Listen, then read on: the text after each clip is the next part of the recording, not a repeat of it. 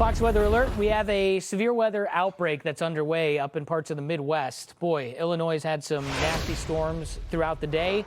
We've got one storm that produced a couple of different tornadoes starting near the Kankakee area. A little bit earlier on out toward Pontiac as well, Pontiac, Illinois, a little bit northeast of Peoria. This was some video from our storm tracker, Brandon Kopic, when the sun was still up. That's just a massive stovepipe tornado.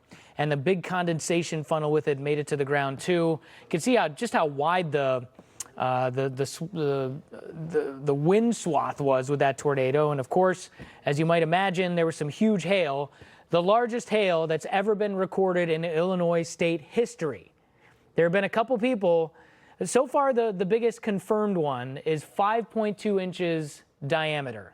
That is a massive hailstone. What you're seeing there, that's more like, I don't know, 1.5 inch, something like that, Darien, Illinois. Severe hail, by the way, quarter-sized or larger, and you can see the incredible damage that hail did. Baseball-sized hail all over the place, some softballs, some grapefruit-sized hail, and you start to get bigger than that. You're getting up into the DVD-sized. I don't even know if young people remember what those are.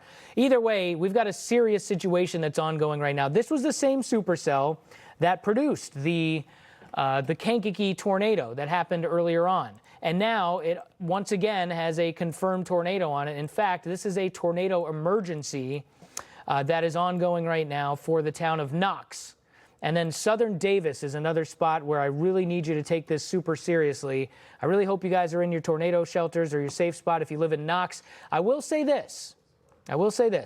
Based on this velocity imagery, remember where these reds and greens are right on top of each other, that's where the worst of the tornado is. That's where literally the tornado is. So looking at this is a pretty scary image, and you're looking at this coming pretty much straight toward Knox. Look what happened on the last scan or two. Kind of looks like the rotation maybe trying to get itself sucked back into the main part of the storm and it maybe starting a cycle a little bit. So my point is you may have lucked out in Knox, but we're not 100% sure of that, right? So radar data is not always going to be perfect. We 100% are assuming that there is still a tornado that is active right now, somewhere between Brems and Knox, and probably, if it is doing that northerly turn with the rotation, may even be headed up toward areas like Davis. And yeah, you can see the difference in the direction of the polygon that the Weather Service has just put out, as opposed to earlier when they were kind of looking at a storm direction that looked more like that.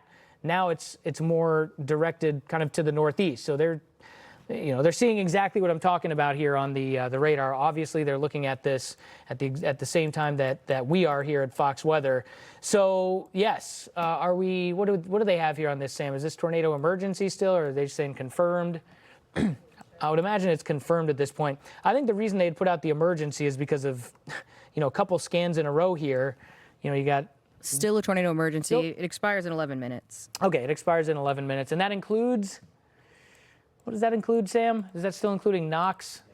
Okay, Knox, Davis, also. That's the question. It's that smaller box, so okay. Not Davis. Oh, gotcha. Okay, so not Davis. Gotcha. Okay, I understand it now. My bad. Okay, it's crossing Highway 35 right now. And again, if you're just popping in, we are in northwestern Indiana.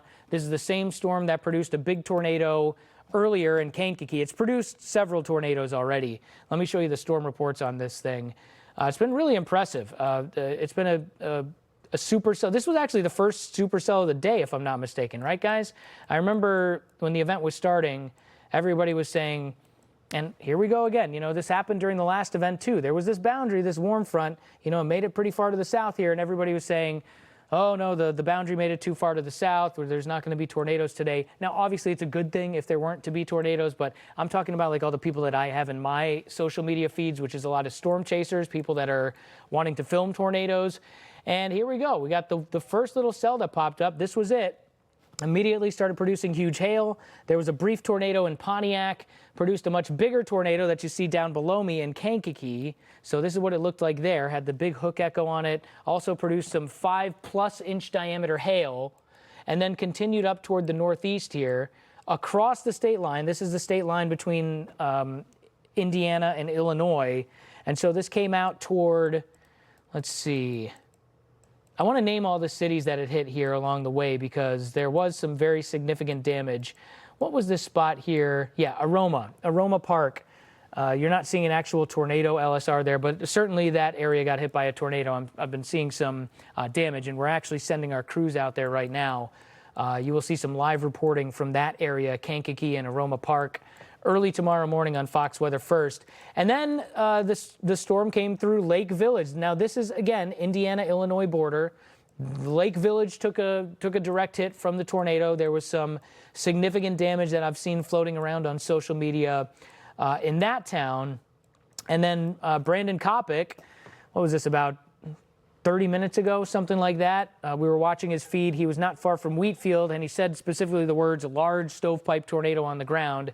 So there was a report of a tornado there. So the point is, I think this storm has been cycling a lot. It's been dropping a tornado. Maybe it'll briefly lift, and then it immediately forms another tornado. And I think this is in the process of cycling once again, because when you look at the radar here, the hook echo not quite as pronounced as it was, right?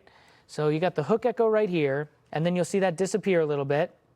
And now it's starting to reemerge again. And I would imagine that we're going to have some rotation within there. So the original rotation got kind of sucked up into the storm, and now you're going to get a new rotation that develops. And you've seen this happen a couple of times in the history of the storm. Again, before I do all this nitty-gritty stuff, let me just let you guys know the important thing. Davis, Knox, in Indiana, those two towns, you guys need to be in your safe spot right now. As this, we've still got a tornado emergency that's in effect for the next little bit. Now, again, the velocities don't look nearly as bad as they did when this tornado emergency was first put out. I have to say, I think, this trend on radar that we've seen with regard specifically to Knox, this was 8:35, so this was like 20 minutes ago. Pretty darn scary looking image there. And then to see it, the rotation kind of move toward the northwest of town and then start that cycle, you can clearly tell there's some kind of cycle going on within that storm where it's possible that the tornado is lifted at this point and, we're starting a new rotation. I mean, I think just as fast as it lifts, even if it has lifted, you're likely to get another one that drops right in its place.